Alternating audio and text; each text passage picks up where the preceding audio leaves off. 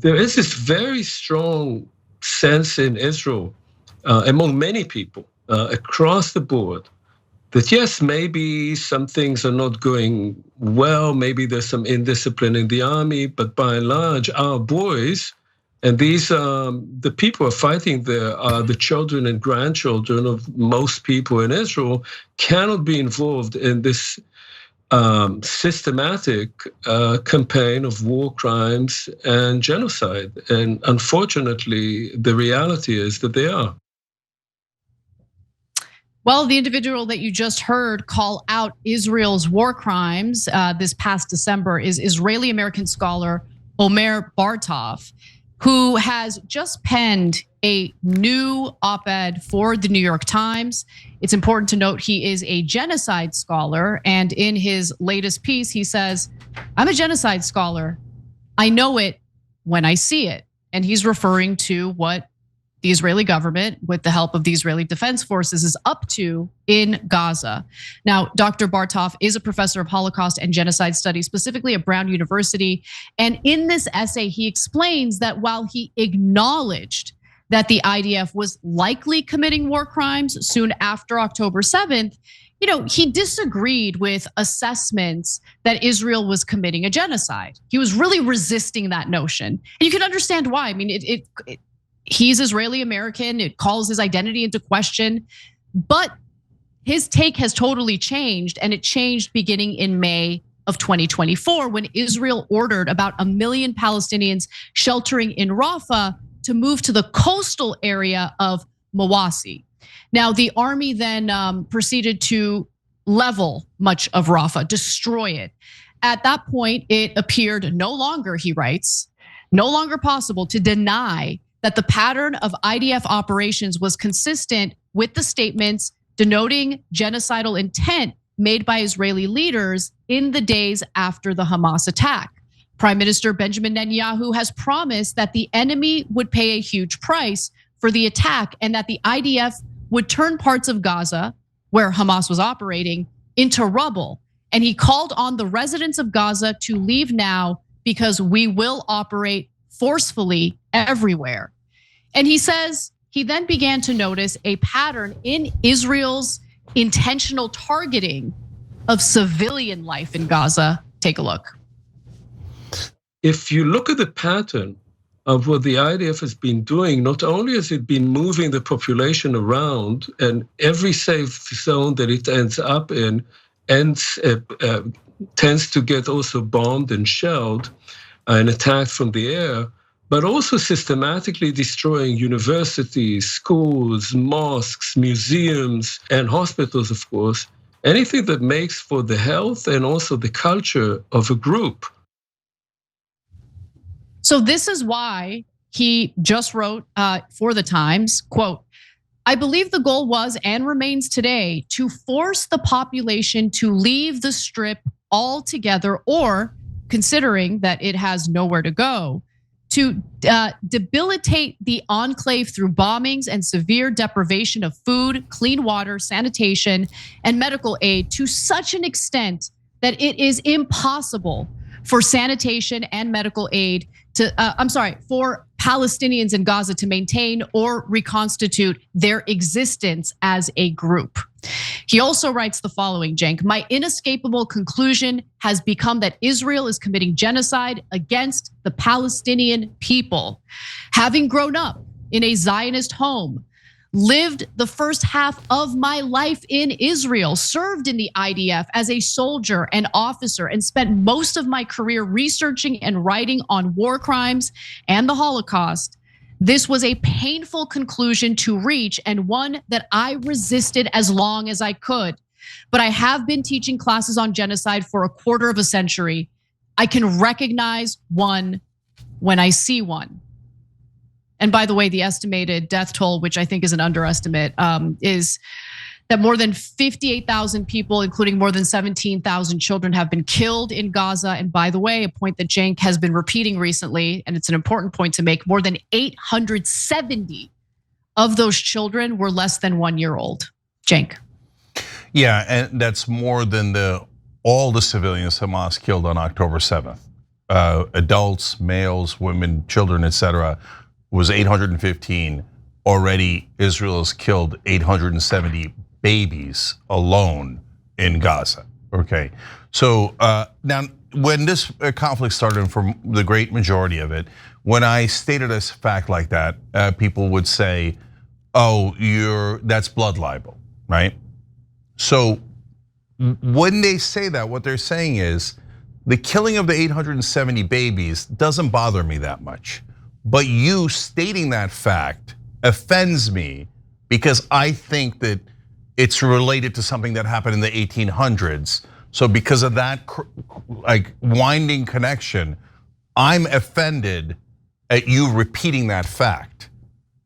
Well, how about the dead babies? Oh no, I'm not worried about them at all. I mean, I'll pay lip service to them, but I'm not gonna do anything about that. But you stating that fact about my beloved Israel it's just unacceptable. So I have to smear you, I have to call you a bigot, and I have to try to eliminate you from the national conversation. Okay, now that's how it started. Now how's it going now? Well, now things have changed. Not completely, the people in power are still the worst of the worst. And I don't mean just in Israel, I mean also in America. Both Biden and Trump, yes sir, what can I do sir? Absolutely Israel sir. Oh, by the way, you wanna kill these Palestinians and endanger Jews worldwide? That's okay, we don't mind. Just whatever the government of Israel wants, we are here to serve loyally. Because Jews didn't bribe them. The Israeli lobby bribed them. They're not working for Jews, they're working for the government of Israel. AIPAC doesn't represent Jewish Americans. In fact, AIPAC has eliminated several Jewish politicians for daring to say that the Palestinians should have a state. Did you know that there was a group here called Madassa 2000 that created a list? They're kind of like a canary mission now that's making the list of all the peace protesters on college campuses, trying to get the professors fired, make sure that nobody ever gets hired, arrested, deported, all that stuff. There's a precursor that was the group I just mentioned. That group put together a list of 8,000 Jews in America that they said were self-haters. They called them SHIT Jews, and they tried to get those Jews in America fired. It's not about religion. Wow. Yeah. It's disgusting. It's disgusting. It really is. And when they invoke the Holocaust and what Hitler did in order to justify the slaughter of innocent people in Gaza today, that's like the most insulting thing in the world, right? Essentially using victims of the Holocaust as pawns for their disgusting efforts to steal more land, steal more territory, wipe Palestinians off the face of the earth. Yeah. I mean, the interview you had today, Cenk, on Piers Morgan's show, well, the interview that aired prior to your debate with the panel on Piers Morgan's show it's unbelievable to me how little shame like the extremists in Israel have, the Israeli settlers specifically. They don't care. They don't see Palestinians as human beings at all. Yeah, no, that is the godmother of the settlers is who Piers Morgan interviewed, and she's a very proud terrorist. I'll tell you real quick, and then I want to go back to Professor Bartov. Piers asked her, well, are you concerned about the 20,000 children that Israel has killed in Gaza?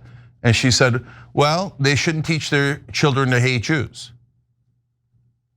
So you murdered their kids because you think they taught them to hate Jews. First of all, a lot of them are under 1 year old. They didn't get taught anything, they're babies. Second of all, you think that they're not going to hate you after you killed 20,000 of their kids. I mean, look at the circular logic, it's insanity, right? Yeah. Okay, now let's get to the good news. The good news is, I believe, I know I don't speak for Jews, of course not, right? What I'm reporting to you in my role here in covering the news is, what I am seeing is what I'm calling a Jewish rebellion. Like, have there been young Jews that were among the best fighters for peace in this country throughout? Yes. And they're heroes, and I love them for it. Have some Jewish American politicians like Bernie Sanders been at the forefront of pushing for peace and dignity for Palestinians and saving their lives? Yes, all throughout, right? Now, and others like we've named 100 times that are media figures like Dave Smith, et cetera, right? But now the battle is joined. So a couple of months ago, we showed you a New York Times op-ed from the rabbi of the largest Jewish congregation in the country, in America. So the largest congregation, their rabbi saying, please stop, Israel, please stop. This is crazy, right? So now Mandy Patinkin with a brilliant speech the other day in an interview saying, oh, after the Holocaust happened to us, how could we do this to anyone else? Please stop, please stop. And the man in black asks Inigo, would he like to be the next Red Pirate Roberts?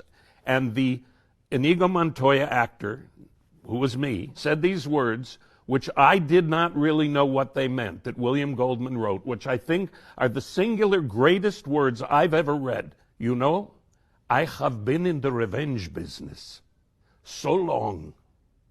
Now that it's over, I do not know what to do with the rest of my life. And I ask Jews all over the world to consider what this man, Benjamin Netanyahu, and his right-wing government is doing to the Jewish people all over the world. And to watch what is happening for the Jewish people, to allow this to happen to children and civilians of all ages in Gaza, for whatever reason, is unconscionable and unthinkable.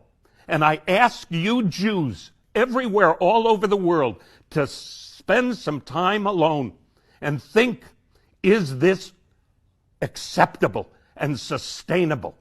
How could it be done to you and your ancestors, and you turn around and you do it to someone else? Robert Greenwald, a legend at Brave New Films. Go to bravenewfilms.org. Gaza journalists under fire, covering how Israel has killed a record number of journalists within the movie. Holocaust survivors going, please stop, please, please, right? So, and now it's spreading and spreading and spreading, and we need that. We need that. We need that community to say, don't do this in our name, right? So. And Professor Bartov here, in his explanation of why it's a genocide, said a couple of very powerful things. And he had the great evidence of all of the quotes from the leaders. And he said, when you're, as a scholar, when you look to see if something's a genocide, you look for intent. So what we do is, in any situation, is we look for the leaders' statements about what they're gonna do, and then did it match what they did? And he lists all these statements. Oh, we're gonna do total annihilation. We're gonna target the civilians. Netanyahu said, remember, they're like Amalek. And that is a reference to killing everyone in the area, men, women, and children. That's the verse that he's talking about. And so, yeah. And then I gotta add, he also, I didn't know this, I learned through what he wrote for the Times, more than 2,000 families have been wiped out. The Gazan health authorities said, in addition to 5,600 families that now count only one survivor. Yeah. So again, I ask you, if a government, if a country has slaughtered every single one of your family members, you're the only one left. How do you not become radicalized? How does this not help Hamas? Yeah. It's just absurd. And he points out, not only did they say those things, but they did those things. So one of the things is the bulldozers. He's like, then why are they bombing in northern Gaza and bulldozing the homes? Well, that is the total annihilation of that area. And now Israel says, yes, we now have 75% of Gaza and we're gonna keep it. The former prime minister, Ehud Olmert, said that little area they're setting up for the Palestinians in southern Gaza is a concentration camp. And it is, that's exactly what it is, okay? So now Professor Bartov finally says, we have lost the credibility that the Holocaust gave us as victims. I'm paraphrasing, please read it yourself because it's so powerful and his words are better than mine, right? He said, now, you can't go around saying, oh, wow, we were the victims, etc. Same thing Mandy Patinkin said, right? And then do it yourself. So I love that these people with good conscience are now coming forward and saying, not in our name, we have got to stop this genocide. Because last thing, Anna, I think a lot of folks who supported Israel, like Professor Bartov, thought, no. I'm, he's saying he's a Zionist. Mandy Patinkin says, he wants Israel to exist and to be safe, etc. Right? But they genuinely thought it was for self-defense. And I can understand why they thought that. But now when they see that we were right, and it's 2 years later, and they said they were gonna take the land, they voted to make sure the Palestinians never have a state, and they see them getting put in a concentration camp and sometimes starved to death. They go, no, I didn't sign up for this. I thought that was like conspiracy theories or something. No, you guys are actually doing it. You're actually doing it. That's horrible, horrific. And they don't want that on their conscience, and I love them for it. Let's all unite and make sure that Israel is not allowed to do this. And by the way, if you want to take real action, just yelling at Trump or Biden doesn't work at all. AIPAC just buys them. That's just the reality of it, and almost all of Congress.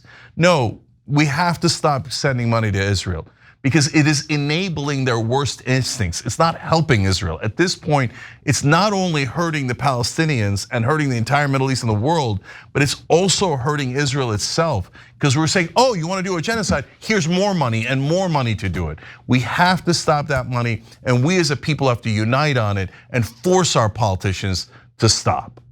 Every time you ring the bell below, an angel gets his wings. Totally not true, but it does keep you updated on our live shows.